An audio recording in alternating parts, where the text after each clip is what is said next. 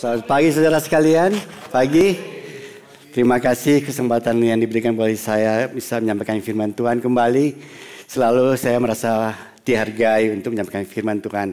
Saudara, mari kita berdoa bersama-sama. Saya minta saudara dukung saya dalam doa dan berdoa juga buat saudara supaya kita mendapat revelasi yang baru. Mari kita berdoa bersama-sama. Tuhan, terima kasih buat pagi yang indah ini Tuhan. Terima kasih kami boleh mengucap syukur, boleh memuji Engkau, boleh menyembah Engkau Allah yang baik, Engkau Allah yang dahsyat Tuhan. Tuhan, terima kasih buat pagi ini Tuhan. Kami mau mendengar firman-Mu Tuhan. Biar Engkau menguatkan kami Tuhan. Memberikan kami Tuhan kekuatan Tuhan. Memberikan kami jalan-jalan-Mu Tuhan. Urapi kami semua Tuhan yang ada di tempat ini maupun yang ada online Tuhan. Biar kami semua diberkati Tuhan pada pagi hari ini Tuhan. Di dalam nama Yesus kami berdoa. Amin. Saudara, pada pagi hari ini saya akan tetap melanjutkan apa yang dalam minggu ini kita sudah bahas sama-sama, yaitu mengenai pujian dan penyembahan. Amin. Siapa yang sudah diberkati oleh firman Tuhan beberapa minggu ini. Nah, dalam beberapa hari ini saya ada sedikit bukan struggle tapi agak mikir bagaimana saya mau menyampaikan sesuatu yang saudara sudah tahu. Betul enggak? Saudara tadi menyembah, memuji Tuhan, mengucap syukur, menyembah, worship dengan baik semuanya. Kita sudah tahu, sudah bertahun-tahun kita memuji dan menyembah Tuhan. Apa yang ingin saya sampaikan? Saudara sudah tahu semua. Tapi saya berdoa, Tuhan, saya percaya Engkau akan memberikan sesuatu yang baru Tuhan. Dan saya tahu saudara, setiap kali kita membahas sesuatu, firman Tuhan ada sesuatu yang baru, amin. Ada suatu revelasi yang baru. Dan ini yang saya mengucap syukur Tuhan kita yang Allah yang baik. Waktu saya berdoa, dia katakan beberapa hal dan saya mempraktekkan dulu. Selalu sebagai seorang speaker, pembawa firman, yang pertama-tama saya bukan cuma sampaikan firman, yang pertama-tama saya harus lakukan dulu. Dan itu memberkati saya. Nah, tapi ada sesuatu yang membuat saya itu kayak terbawa. Saudara, kalau saudara menyampaikan sesuatu misalnya good news, saudara akan dengan gembira kan. Nah, tapi pada waktu saya mempersiapkan ada satu saya terbawa sesuatu yang itu yang namanya itu kayak serius gitu. Kayak serius bahwa saat ini Tuhan mau ada perbedaan pada waktu beberapa waktu yang lalu pada waktu kita menyampaikan firman Tuhan. Tapi pada saat ini kita itu di dalam suasana yaitu yang Tuhan mau itu kita lebih serius. Yaitu karena kita itu dalam situasi peperangan. Saudara percaya atau enggak percaya ada terjadi peperangan sekarang. Spiritual warfare itu terjadi, sementara terjadi. Betul enggak? Kalau saudara suka olahraga, suka ikut kompetisi atau nonton misalnya basketball atau super bowl atau badminton. Nah, pada waktu babak-babak awal biasanya itu masih ringan karena lawannya itu ya masih di bawah kelas mungkin. Tapi kalau sudah memasuki semifinal itu sudah lebih hati-hati, lawannya itu sudah lebih strong, betul enggak? Apalagi sudah final, Super Bowl, salah sedikit aja itu kita sudah bahaya. Kita harus hati-hati. Nah, Tuhan berbicara dalam saya bahwa hari-hari ini kita sudah waktunya itu kita itu bukan main-main lagi. Sudah bukan main lagi secara kekristenan. Pada waktu hari ini kita sudah harus memperhatikan apa yang harus kita lakukan. Jadi kita itu yang saya terbawa oleh hal itu. Jadi pada waktu firman Tuhan ini saya mungkin saya nggak siapkan joke, nggak siapkan lelucon atau apa enggak. Tapi saya mau jangan juga terlalu serius, ya santai juga, tapi memperhatikan. Karena firman Tuhan hari ini itu akan mengubah kita. Amin. Saya kasih judul yang namanya itu The Power of Thanksgiving, Praise and Worship. Kenapa kita harus mengucap syukur, memuji dan menyembah Dia? Karena itu ada powernya. Bukan cuma kita Thanksgiving, kita praise, kita worship, tapi itu ada benefitnya. Ada benefitnya. Oleh sebab itu tema kita itu di dalam Efesus 5 ayat 14. Saudara sudah hafal mungkin, betul enggak? Di dalam bahasa Indonesia dikatakan itulah sebabnya dikatakan bangunlah, ya, hai kamu yang tidur dan bangkitlah dari antara orang mati. Saudara perhatikan, dia bilang firman Tuhan ini berkata bukan bangkit dari yang tidur, tapi bangkit dari mati. Beda. Orang yang tidur dia masih hidup, tapi orang mati sudah mati. Nah, keadaan sekarang ini banyak orang itu rohaninya itu sudah mati. Dan Tuhan bilang bangkitlah. Bangkitlah dan Kristus akan bercahaya atas kamu. Tuhan berbicara tentang bangkit kita yang sudah mati. Ya, oleh sebab itu kita harus jaga. Kita harus jaga kondisi sekarang. Kalau tahun yang lalu peperangan rohaninya itu kalau kita waktu masih muda kita masih ingat pelayanan kita itu pelayanan kampus ministry. Karena apa? Kita mau melayani mahasiswa. Karena mahasiswa itu adalah pemimpin-pemimpin akan depan. Jadi kita targetnya mahasiswa. Pada waktu target mahasiswa kita targetnya itu orang-orang yang baru masuk di dalam mahasiswa. Karena kalau dia sudah tingkat 3, tingkat 5 mereka sudah busy dengan tugas akhir dan tugas-tugas. Tapi pada waktu masuk masih orientasi, masih lugu. Ya. Nah, pada waktu itu kita jangkau, kita masuk, kita bikin retreat, anak muda kita jangkau. Karena kita tahu anak muda itu pada waktu itu zamannya itu dijangkau anak muda mahasiswa. Tapi dalam beberapa tahun berikutnya iblis attack bukan cuma mahasiswa, yang SMA, SMP dengan adanya teknologi semuanya itu mereka itu di-attack dari masa mudanya. Sekarang saudara yang di-attack bukan elementary, tapi yang di-attack bayi yang belum lahir. Jadi peperangannya itu sudah lebih dahsyat. Kemarin Bishop Bark waktu ada LC Empower, dia katakan pada waktu iblis dilemparkan di bumi itu ada beberapa orang, beberapa setan yang mereka itu dirantai dulu. Karena apa? Kenapa mereka dirantai? Karena mereka itu bahaya. Tapi mereka sudah dilepaskan. Pada waktu mereka dilepaskan, mereka lebih brutal lagi. Saya masih ingat, saya tahu bahwa istri saya punya brother itu, dia itu kerja di suatu tempat yang dimana itu kayak hospital untuk orang-orang yang kriminalnya tingkat tinggi. Nah, dia cerita kalau kita sedang ngomong, dia cerita mereka itu semuanya itu dirantai. Kalau ada yang brutal dirantai. Kenapa? Karena mereka itu bahaya. Mereka bisa dengan memakai odol aja mereka bisa bunuh orang. Mereka itu brutal sekali. Nah, itu kalau mereka dilepaskan itu bahaya. Nah, keadaan kita sekarang ini keadaan seperti itu. Yaitu pada waktu dulu kita orang-orang itu kayak lesbian atau gay itu malu-malu. Sekarang apa? Secara hukum sah di California. Kalau saudara saya ada melihat salah satu pemain badminton di Denmark, 2 perempuan pasangan, mereka itu luar biasa. Tapi mereka mengumumkan mereka itu bukan suami istri, perempuan sama perempuan nggak tahu. Tapi mereka bilang suami istri. Ya, nggak tahu siapa yang laki-laki, siapa yang istri nggak tahu. Tapi dua-duanya perempuan dan mereka juga itu hamil. Gimana caranya ya? Saya bingung. Tapi itu kenyataan, itu normal sekarang. Jadi keadaan dunia ini makin lebih ada tantangan yang lebih besar lagi. Oleh sebab itu kalau saudara perhatikan Efesus 5 ayat 14 ini, saudara pernah baca enggak ayat-ayat sesudahnya? Efesus 5 ayat 14 sesudahnya yaitu, karena itu perhatikanlah dengan seksama. Bagaimana kamu hidup, janganlah seperti orang bebal tetapi seperti orang arif. Apa itu bebal?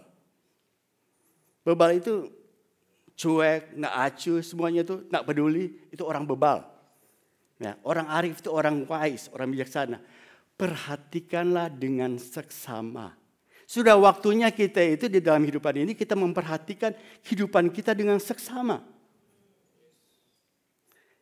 Perhatikan bagaimana kita hidup. Ya. Kemudian ayat yang berikutnya Efesus 5 ayat 16 dikatakan, dan pergunakanlah waktu yang ada karena hari-hari ini adalah jahat. Firman Tuhan mengatakan demikian. Hari-hari ini adalah hari yang jahat. Saudara, firman Tuhan itu jelas sekali. Di berikutnya dikatakan di Efesus 5 ayat 17 sambungannya. Sebab itu janganlah kamu bodoh, tetapi usahakanlah supaya kamu mengerti kehendak Allah. Firman Tuhan katakan jangan bodoh. Ada perumpamaan 5 darah yang 10 darah yang menantikan kedatangan Tuhan membawa pelita. 5 darah yang bodoh dan 5 darah yang bijaksana. Dua-duanya darah, dua-duanya perawan. Artinya itu dua-duanya suci. Dua-duanya itu lambang daripada dua orang Kristen. Semuanya itu sama-sama Kristen, ada perbedaannya.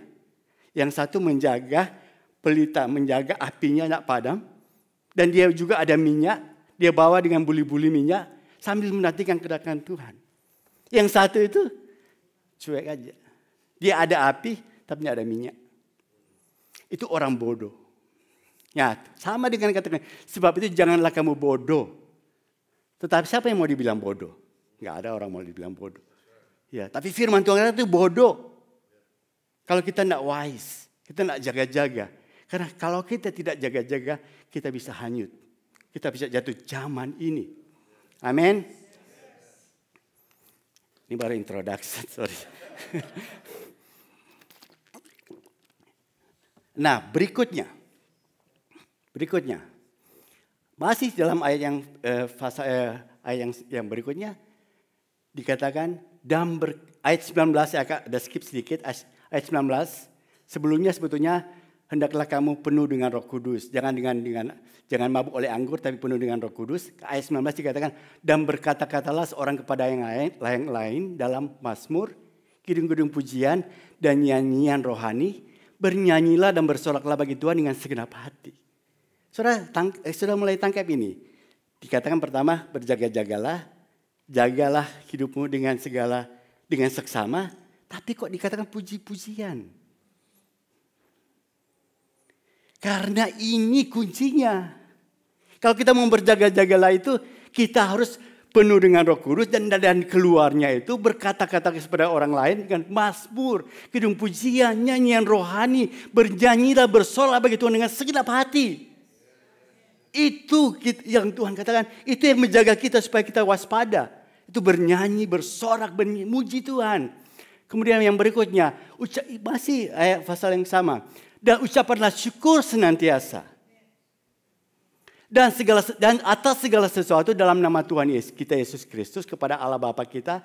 Dan rendahkanlah dirimu seorang kepada yang lain dalam takut akan Tuhan.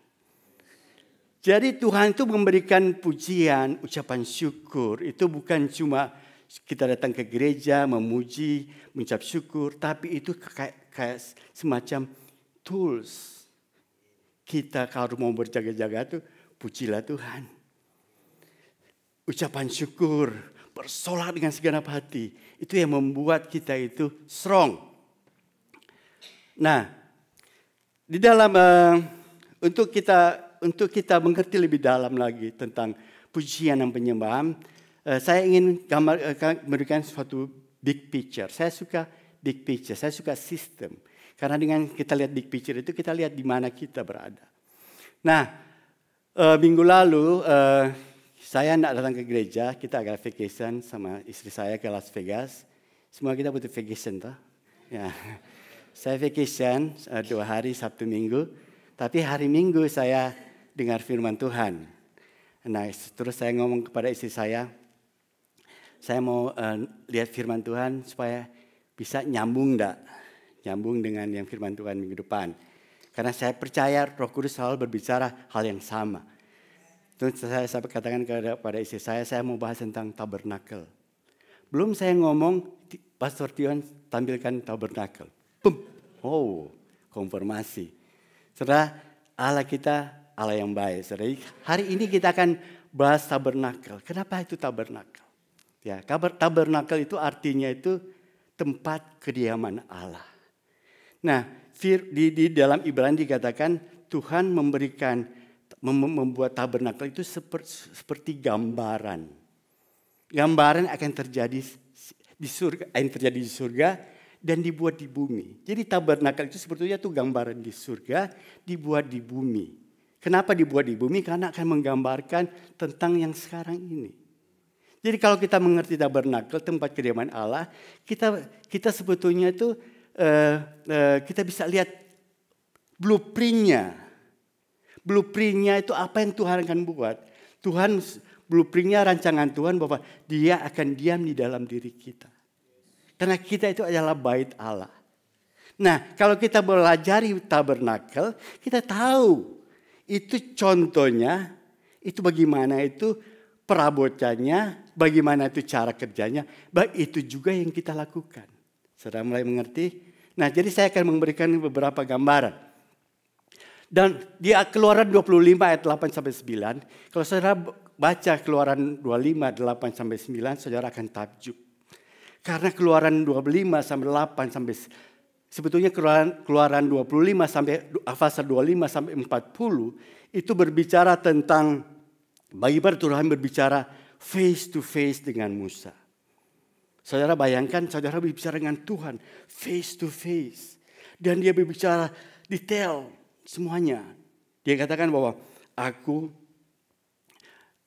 dia katakan engkau harus, saya baca aja ini Keluaran 25 8 9. Dan mereka harus membuat tempat kudusku bagiku. Supaya aku akan diam di tengah-tengah mereka. Menurut segala apa yang kutujukan kepadamu sebagai contoh kemah suci. Dan sebagai contoh segala perabotannya, demikianlah harus kamu membuatnya. Jadi Tuhan berkata kepada Musa, buatlah suatu tempat di mana aku akan diam. Karena tabernakel itu artinya itu Tuhan diam. Tuhan tinggal di dalam kediamannya. Itu tabernakel. Jadi dia katakan, buat ini dan ini yang harus kamu buat. Seperti blueprint. Dia ngomong, kalau saudara baca itu, wah luar biasa, detail sekali. Nah, dan Musa yang Tuhan persiapkan, dia itu tahu menulis, tahu membaca, dia itu prince dia itu dididik dalam keahlian, dia bisa mencatat semuanya. Dia bikin semuanya dicatat. Zaman dulu nggak ada komputer, tapi dia bisa mencatat detail sekali. Nggak tahu gimana caranya. Tapi saudara, ini terjadi, dia mencatat. Kalau zaman dulu catatnya mungkin di batu atau di mana. Saya nggak tahu. Tapi dia mencatat detail, segala segi detail. Nah, singkat cerita saya tidak akan ngomong semuanya ini. Saya akan jelaskan secara detail karena waktu. Tapi kira-kira seperti ini gambarannya. Ya, jadi ada yang namanya tenda. Di luarnya itu ada dipagari dan ada satu pintu di depannya, satu pintu. Kemudian di depannya itu ada mesbah bakaran. Saudara lihat gambarnya. Waktu masuk orang bawa kambing, orang bawa lembu, ada mesbah bakaran yang di tengah itu dan ada yang namanya tempat pencucian. Baru masuk yang namanya tenda. Nah, di dalam tenda itu yang di depan itu disebut pelataran, yang di dalamnya itu disebut ruang apa? Siapa yang tahu? Ruang suci. Baru di dalam ruang suci ada apa? Ruang Maha Kudus, ruang Maha Suci. Ya ini yang namanya itu tenda. Di dalamnya itu ada ruang yang sebelah kanan itu ruang suci, yang di sebelah dalamnya itu ruang Maha Suci. Nah, saudara kalau saudara perhatikan. Saya bikin summary-nya ini, ya summary-nya itu kalau saudara lihat di cukup jelas nggak di sini? Oke, cukup jelas. Nah di tabernakel sebelah kanan itu gambarnya. Kalau saudara sukar untuk menggambarkan, lihat gambarnya. Nah di dalam nomor pertama itu pintu masuk, ya pintu masuk itu ada simbolnya, ada artinya semuanya itu. Jadi waktu Tuhan menggambarkan itu sebetulnya itu ada simbol rohani. Semuanya itu simbol-simbol yang kita bisa artikan dalam perjalanan manusia. Bahwa kalau kita mau ketemu dengan Tuhan, kita perlu ada step-stepnya untuk masuk. Yaitu pertama itu pintu yang menggambarkan keselamatan. Siapa yang pernah tahu tabernakel ini, pernah dengar pengajaran tabernakel? Nggak semua ya. Ya, oke. Ada semua sebagian besar sudah tahu, tapi saya lihat tidak banyak yang angkat tangan. Coba saya angkat tangan lagi, uji lagi. Siapa yang sudah pernah dengar ini? Oh, cuma sedikit. Oke, saya jelasin sedikit. Jadi tabernakel itu berbicara tentang perjalanan manusia. Kalau mau ketemu Tuhan itu harus melalui dengan keselamatan. Itu pintu. Hanya satu-satunya jalan untuk masuk. Untuk ketemu dengan Tuhan. Untuk diselamatkan. Yaitu apa? Melalui Yesus Kristus. Semua itu menggambarkan tentang Yesus Kristus. Jadi kalau kita mau masuk, mau ketemu dengan Tuhan, kita perlu diselamatkan. Yang kedua yaitu yang namanya itu mesbah korban bakaran. Yang besar itu di bawah itu. Ada pembakaran. Itu berbicara tentang pengampunan dosa. Kalau saudara diselamatkan, saudara Tuhan tahu bahwa kita ini bisa jatuh dalam dosa. Betul enggak? Kita bisa melakukan dosa dan ada jalan keselamatan. Kalau zaman dulu, zaman tabernakel itu mereka memberikan korban. Mereka taruh domba disembelih, darahnya dipercikan. Dan itu mereka itu memberikan korban pengampunan dosa. Korban kesalahan. Nah itu lambangnya di sini. Ini secara rohani itu kita itu oleh darah Kristus. Kalau kita melakukan dosa, kita bisa minta ampun. Setiap saat kita bisa minta ampun karena kita itu melakukan kesalahan. Itu namanya itu korban pengampunan dosa, korban bakaran, ya. Kemudian yang ketiga itu bejana pembasuhan. Yang ketiga disebut bejana pembasuhan itu lambang daripada kekudusan. Pada waktu itu diselamatkan, kita perlu dibaptis. Baptisan itu menggambarkan kita itu disucikan daripada hati nurani kita. Bukan cuma itu, kita itu perlu hidup kekudusan. Dan pada hidup kekudusan itu artinya kalau kita melakukan kesalahan, kalau yang mesbah korban bakaran kita melakukan kesalahan, kita minta ampun, kita diampuni. Tapi bukan berarti kalau kita minta ampun, kita lakukan lagi. Yang dimaksud dengan kekudusan, kalau kita lakukan kesalahan, jangan lakukan lagi. Amin. Itu menggambarkan kita itu harus melangkah step ini. Jangan tiap hari cuma maksudnya minta ampun, masuk ke gereja minta ampun lagi. Itu namanya itu bertekun dalam dosa. Kita tidak boleh bertekun dalam dosa. Tapi kita harus masuk dalam level yang lebih tinggi lagi. Yaitu jangan lakukan lagi. Kalau saudara mencuri, jangan mencuri lagi. Saudara melihat porno, jangan lihat porno lagi. Jadi itu kita harus lakukan. Itu perjalanan kita. Kekudusan. Untuk memasuki di ruang suci itu kita perlu yang namanya itu penyucian. Pada waktu itu kalau imam itu mau masuk di dalam itu mereka tidak mencuci, mereka mati.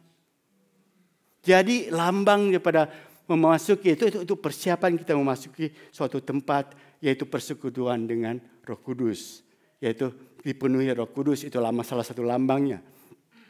Nah di dalam ruang suci itu ada namanya itu kandil emas, yaitu namanya itu 7 lilin, kayak lilin itu menorah. Kemudian ada meja roti sajian, ada mesbah dupa emas. Nah ini saya berhenti sedikit di sini karena itu menggambarkan aktivitas kita. Itu simbol aktivitas kita. Kalau kita itu perjalanan kehidupan kita, Tuhan mau kita itu ada persekutuan dengan Tuhan. Ada persekutuan itu ada 3 hal. Ini ada hubungannya dengan personal worship. Ada 3 hal yang kita harus lakukan pada waktu kita bersekutu dengan Tuhan. Pertama itu kita itu harus make sure, imam itu harus make sure itu lampunya itu terang. Make sure itu karena di dalam itu tidak ada penerangan lain cuma dari lampu itu. Terang itu menggambarkan terang Kristus. Yang Tuhan mau dalam kehidupan kita cuma ada terang Kristus. Itu lambang, itu simbolnya. Nah bagaimana itu terangnya itu bisa bercahaya? Minyaknya itu harus ada. Nah itu lambang minyak itu yang kayak tadi pelita daripada 5 darah yang bijaksana. Mereka selalu menjaga pelitanya. Pelita itu menggambarkan minyak itu menggambarkan Roh Kudus. Nah, dalam kehidupan kita itu perlu kita itu persekutuan dengan Roh Kudus. Firman Tuhan katakan yang lain bahwa kita itu jangan mendukakan Roh Kudus. Segala kepahitan, kegeraman, pertikaian itu dibuanglah. Itu namanya itu mendukakan Roh Kudus. Nah, kalau kita menjaga ini, menjaga itu terang Kristus akan bercahaya. Setelah mulai tangkap itu bait Allah, bait Allah secara rohani itu. Kita pertama itu kita harus jaga persekutuan dengan Roh Kudus. Barang siapa yang dipenuhi Roh Kudus, dia dipimpin oleh Roh Kudus. Jadi kita setiap hari harus menyediakan waktu untuk dipimpin oleh Roh Kudus, untuk mendengar Roh Kudus. Ini praktikalnya. Berapa banyak kita yang punya waktu dengan Tuhan tiap hari? Berapa banyak? Nggak usah angkat tangan. Tapi coba saudara renungkan. Perhatikan dengan sesama bagaimana kita hidup. Apa kita punya waktu time alone with God? Atau tiba-tiba hari berlalu begitu aja? Time alone with God itu membuat kita itu ada waktu dengan Tuhan. Bagaimana kita bisa memuji Tuhan, menyembah Tuhan kalau kita tidak punya waktu dengan Tuhan? Nggak mungkin. Nah, dalam beberapa hari ini saya mempraktekkan. Walau saya kerja misalnya jam 7, saya bangun lebih pagi. Jam 6 saya siapkan waktu untuk saya bersekutu dengan Tuhan.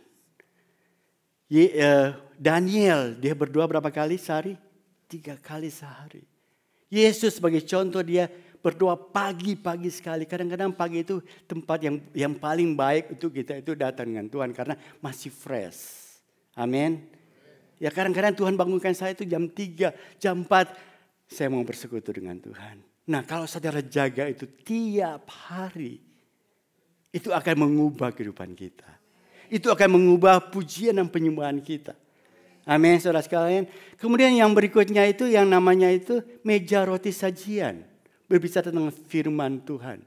Dalam kehidupan kita, dalam tema kita maka kita perlu yaitu dengan meditasi firman Tuhan. Karena firman Tuhan itu roti itu ada 12. 12 itu menggambarkan kecukupan. 12 itu pada waktu Tuhan melakukan memberi makan kepada 4.000, 5.000 orang, sisanya berapa? 12 bakul. Jadi selalu itu balik, selalu itu firman Tuhan.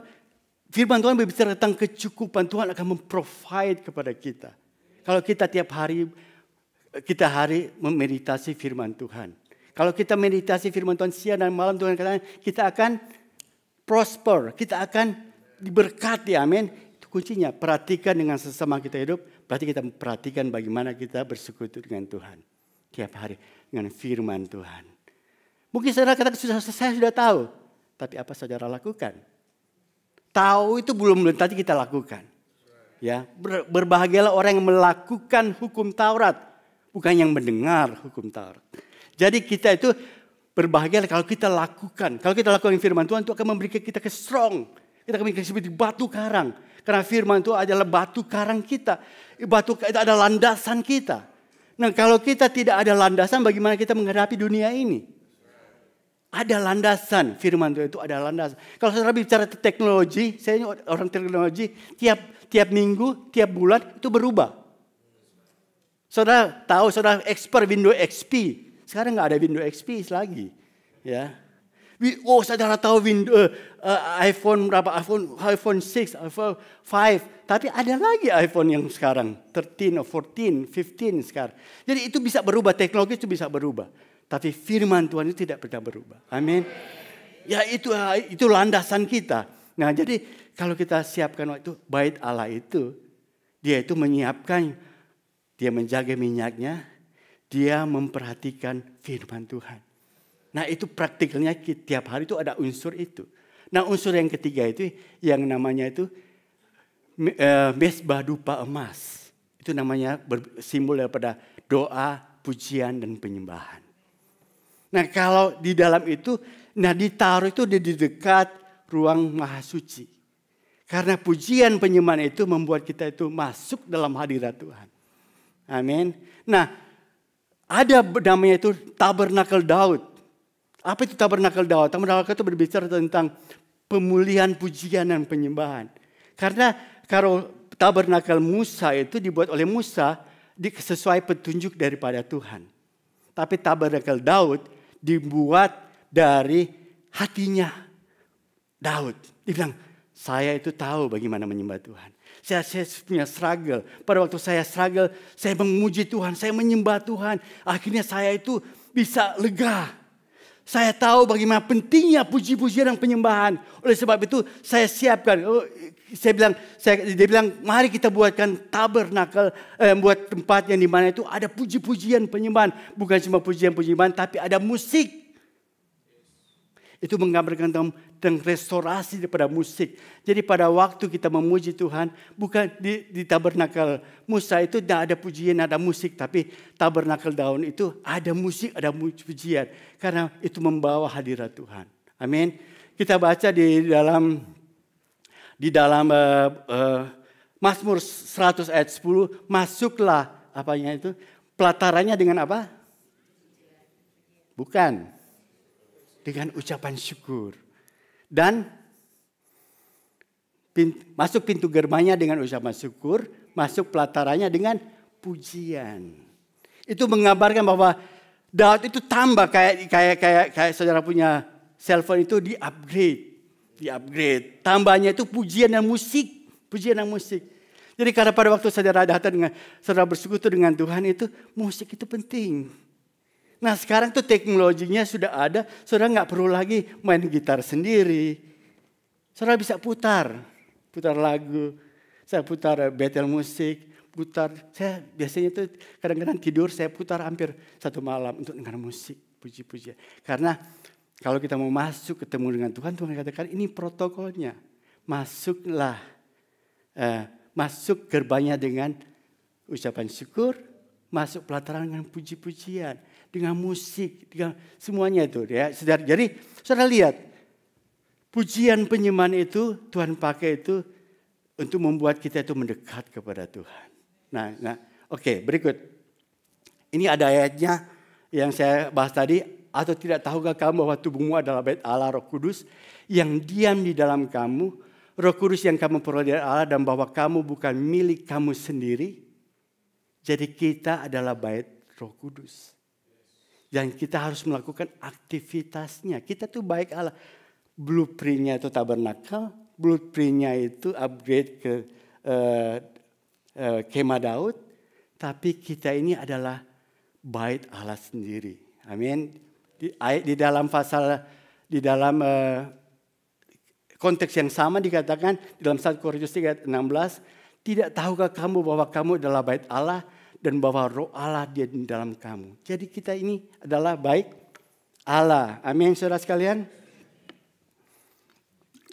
Nah dalam beberapa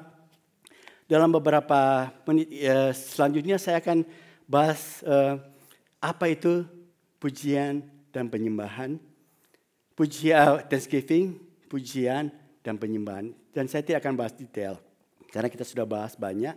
Tapi saya hanya menekan beberapa hal. Bagaimana the power of pujian, thanksgiving, dan menyembah. Saudara masih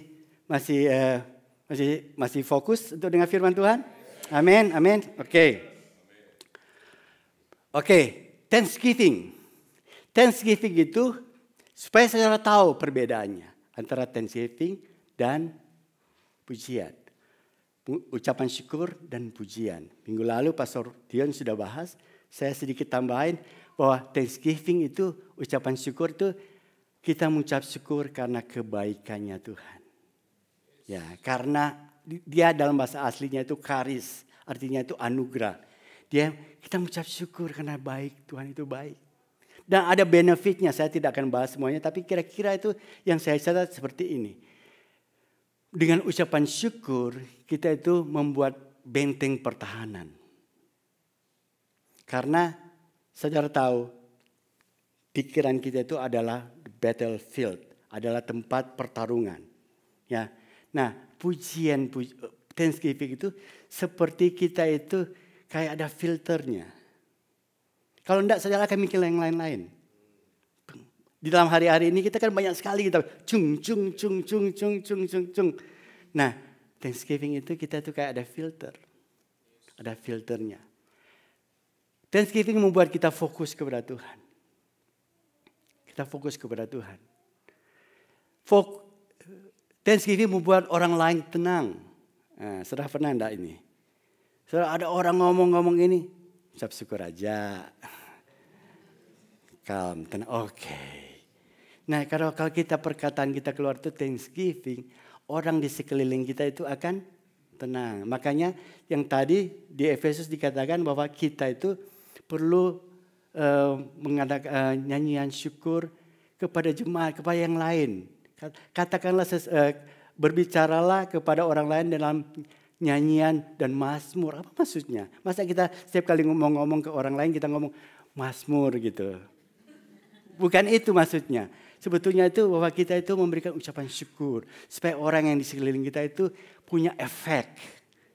Ya, kita itu akan membuat suasananya itu. Oh kita lagi sumpek, lagi ini, lagi banyak sekali masalah ini. Ucap syukur. Nah membuat kita calm down. Amin. Nah, kamu bisa bilang kiri ke kanan ucapan syukur. Ucap syukur. Amin. Amin. Yang keempat, ya, membuat kita dewasa. Membuat kita dewasa. Di dalam 1 Petrus 1, 6 ayat 7 dikatakan bergembira akan hal itu. Sekalipun sekarang ini kamu seketika harus berduka cita oleh berbagai macam percobaan. Maksud semuanya itu ialah untuk membuktikan kemurnian imanmu. Ini bukan sebagai slogan, tapi saya praktekkan berkali-kali.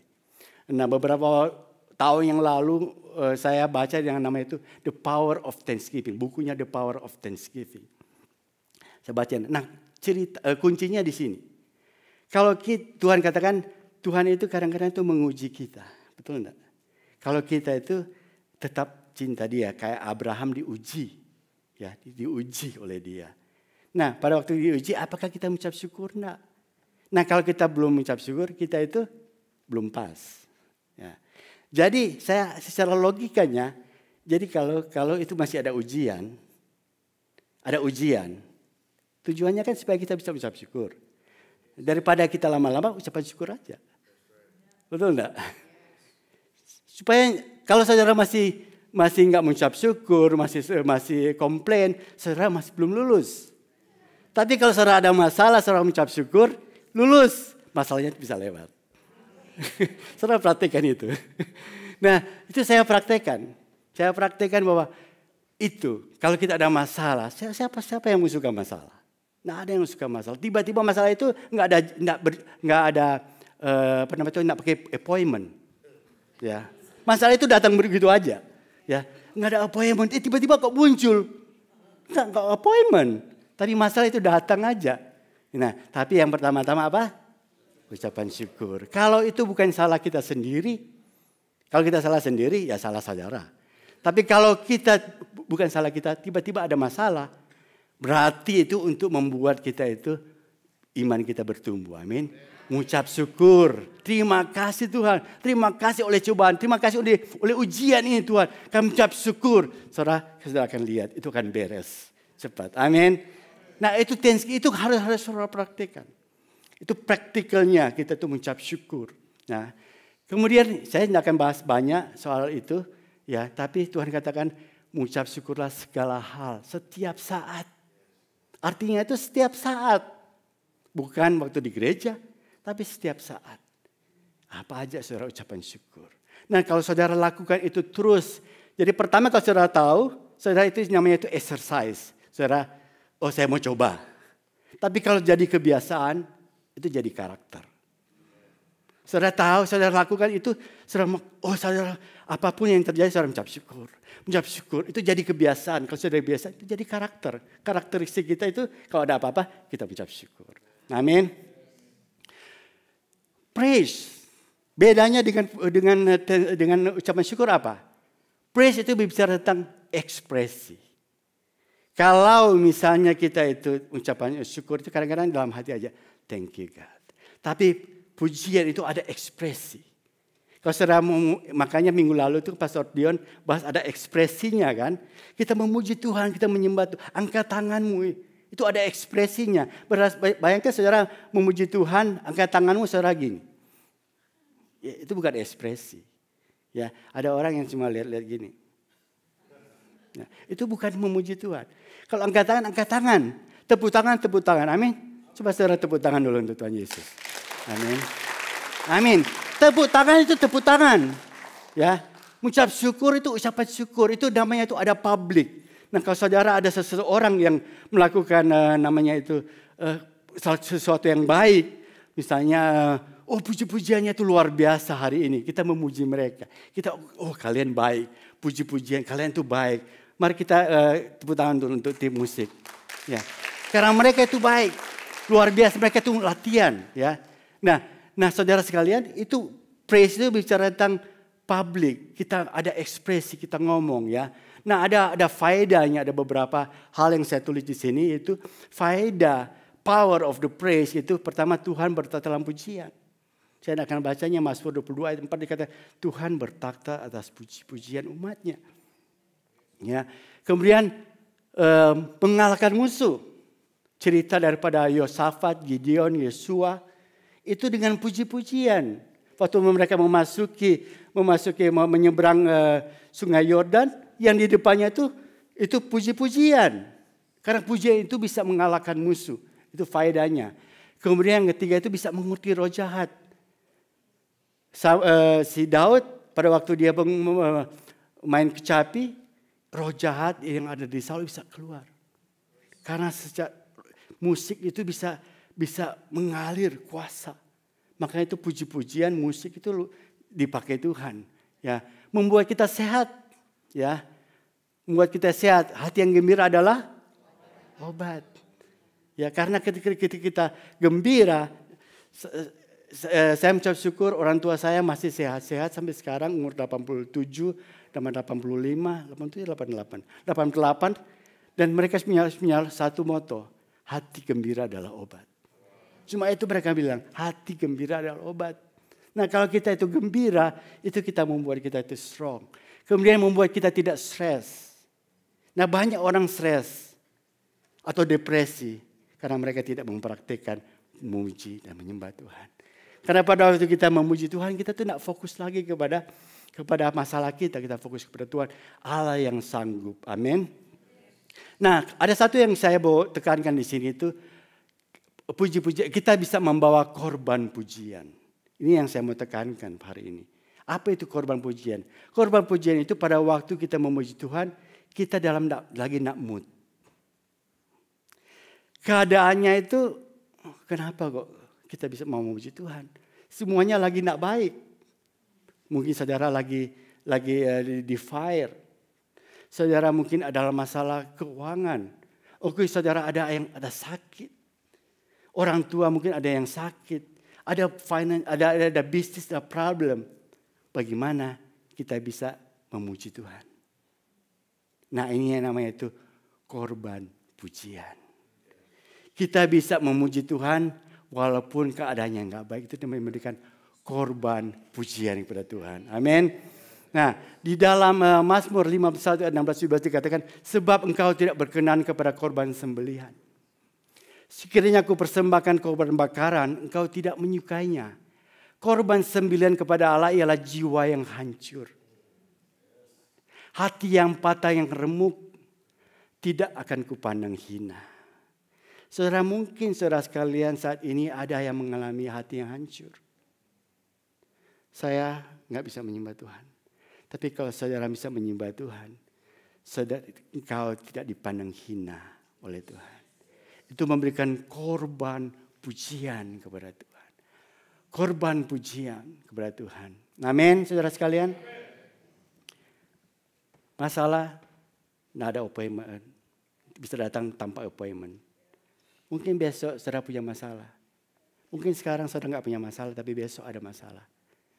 Tapi saudara praktekkan ucap syukur dan bawa korban pujian. Tidak ada yang bisa menghalangi kita untuk memuji Tuhan. Amin. Worship. Worship, apa itu worship? Worship itu artinya itu worship, to respect somebody. Kalau kita memuji seseorang, kita tidak menyembah dia. Kita memuji dia tapi tidak menyembah. Tapi yang kita sembah cuma satu-satunya itu Allah kita yang layak disembah. Amin. Di Di dalam Mazmur 51 ayat 14 dikatakan, lepaskanlah aku dari hutan darah ya Allah, Allah keselamatanku. Maka lidahku akan bersorak-sorai memberitakan keadilan-Mu ya Tuhan.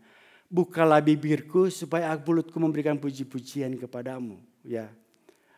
Nah di dalam ini yang saya mau tutup dengan ini. Di dalam Wahyu 5 ayat 11-12 itu adalah gambaran waktu kita di surga. Waktu di surga kita semua punya satu yang kita lakukan itu menyembah Dia. Amin. Dikatakan maka aku melihat dan mendengar suara banyak malaikat sekeliling takhta. Makhluk-makhluk dan tua-tua itu jumlah mereka berlaksa-laksa, beribu-ribu laksa, katanya dengan suara nyaring. Anak domba yang disembelih itu layak untuk menerima kuasa dan kekayaan dan hikmat dan kekuatan, hormat dan kemuliaan dan puji-pujian. Yang layak menerima hormat, puji-pujian hanya anak domba, Yesus Kristus. Itu makhluk dan tua-tua itu. Tapi ada perbedaannya. Di dalam Wahyu 13-14 dikatakan, dan aku mendengar suara semua makhluk dan di sorga dan di bumi. Ini makhluk, bukan manusia. Makhluk yang di sorga dan di bumi dan yang di bawah bumi dan yang laut dan semua yang di dalamnya berkata, bagi Dia yang duduk atas takhta dan bagi anak domba adalah pujian, hormat dan kemuliaan dan kuasa sampai selamanya. Ada perbedaan makhluk dan manusia. Kalau manusia itu ada hubungan dekat dengan Tuhan. Dia mengatakan engkau. Tapi kalau makhluk dikatakan dia.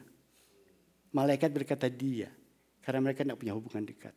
Tapi kalau manusia yang punya erat dengan Tuhan berkata engkau Bapa kami. Engkau menerima hormat dan kuasa. Nah yang terakhir. Worship. Itu seperti kita memberikan dupa yang harum. Dupa yang harum. Kalau saudara baca, saudara selidiki di dalam mezbah ukupan itu, yang saudara lihat tadi di gambar tadi sebelum ruang maha suci itu, adalah namanya itu mezbah ukupan. Pada waktu mereka menyediakan rempah-rempah itu, mereka dikatakan dan dibuatnya ialah minyak urapan yang kudus dan ukupan murni dari wangi-wangian seperti buatan seorang tukang campur rempah-rempah. Nah diselidiki rempah-rempahnya itu diambil dari berbagai sumber di seluruh Israel di laut di laut itu laut mati itu, dan mereka itu mencampur semuanya itu menjadi suatu bubuk dan itu dibakar untuk mempersembahkan korban yang harum. Puji-pujian kita, worship itu bukan cuma berbicara tentang worship, berbicara tentang ucapan syukur, tentang berbicara tentang pujian, tentang berbicara tentang worship. Semua itu digabung, dicampur untuk memberikan korban ukupan yang harum. Amin. Itu yang kita lakukan tiap hari. Waktu kita ada masalah, kita masih memberikan korban. Maka korban pujian itu memberikan dupa yang harum. Dupa itu tidak ada bunyinya. Shh. Jadi kita itu silent. Cuma kita fokus kepada Tuhan. Kita memuji Tuhan. Amin saudara sekalian. Saudara mau memuji Tuhan pada pagi hari ini. Mari kita bangkit berdiri. Tuhan katakan masuk pelataran, masuk gerbangnya dengan thanksgiving. Ya, mari kita mengucap syukur. Kita praktek. Ya, sebelum kita menyembah Tuhan sama-sama, saya minta saudara hari ini kita fokus kepada Tuhan. Kita mau menyembah Dia. Mulai katakan aku mengucap syukur. Ucapan syukur buat kebaikan Tuhan. Apa yang saudara bisa ingat, saudara? Ucapan syukur. Mengucap syukur atas kebaikan, perbuatan yang dahsyat. Mari kita mengucap syukur. Kita mulai angkat tangan. Tuhan terima kasih. Katakan Engkau baik, Engkau dahsyat. Mari saudara sekalian. Kita praktek. Kita memuji Tuhan. Kita menyembah Dia Tuhan. Tuhan Engkau baik, Tuhan Engkau dahsyat Tuhan. Engkau Allah yang tidak pernah terpikirkan. Apa yang kami doakan Tuhan Engkau lakukan. Engkau jawabkan apa yang tidak pernah kami pikirkan. Tuhan Engkau baik, Engkau dahsyat Tuhan. Tuhan kami memuji Engkau, kami menyembah Engkau. Tuhan kami tinggikan Engkau. Mari saudara angkat suaramu, buka suaramu Tuhan. Kita katakan Tuhan, katakan puji Dia. Dan kita akan sama-sama memuji Tuhan. Yes. Terima kasih Tuhan. Bahwa sesungguhnya Engkau mengajarkan kami hal yang sederhana ya Tuhan. Yang bisa kami lakukan, yang bisa kami praktekkan. Terima kasih untuk firman-Mu yang sudah disampaikan oleh hamba-Mu, Denny Hermanus. Hanya satu aja yang saya ingin tekankan yang sudah disampaikan oleh Pak Denny tadi. Dia menyampaikan mengenai tabernakel Musa.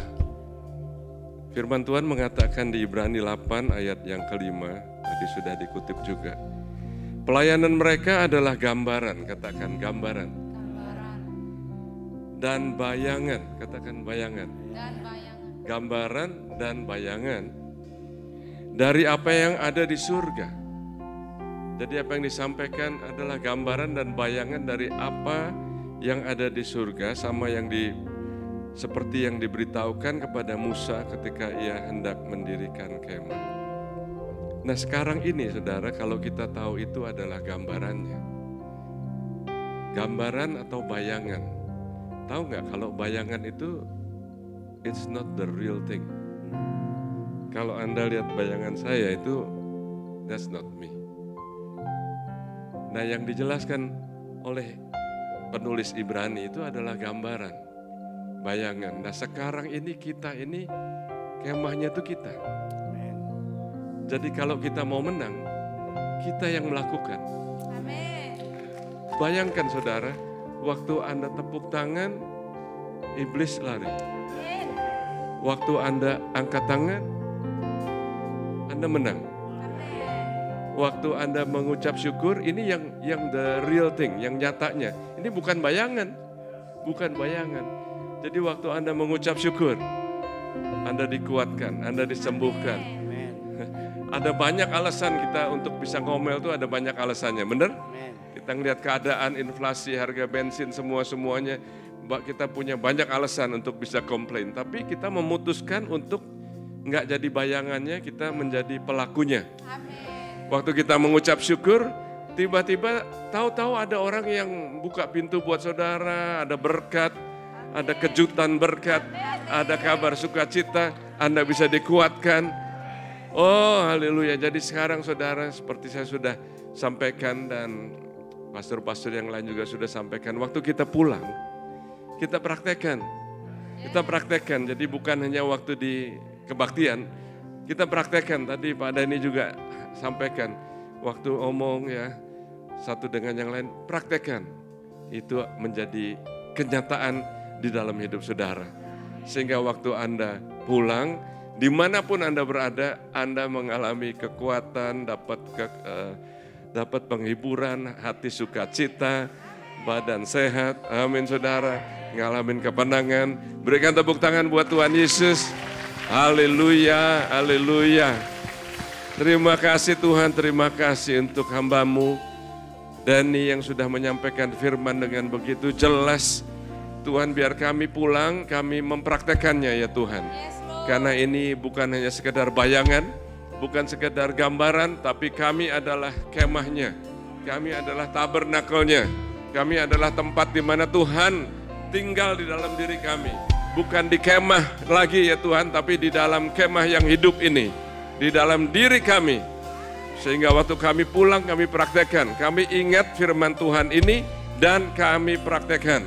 Terima kasih ya Tuhan. Dalam nama Tuhan Yesus. Haleluya. Amin. God bless you.